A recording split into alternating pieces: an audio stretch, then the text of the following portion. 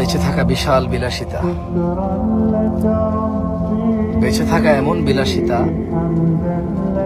বেঁচে থাকা আল্লাহর এমন নিয়ামত যে মানুষ সুবহানাল্লাহ বললে আসমান আর জমিনের খালি জায়গাটা নেকিতে পরিপূর্ণ হয়। মানুষ আলহামদুলিল্লাহ বললে নেকির পাল্লা ভারী হয়ে যায়।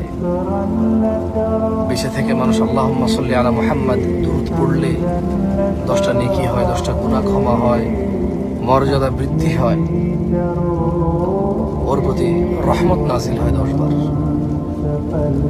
বেঁচে থাকলে ফজরের 2 রাকাত সুন্নত আদায় করলে দুনিয়াতে যা আছে এর চেয়ে বেশি কিছু পাওয়া যায়।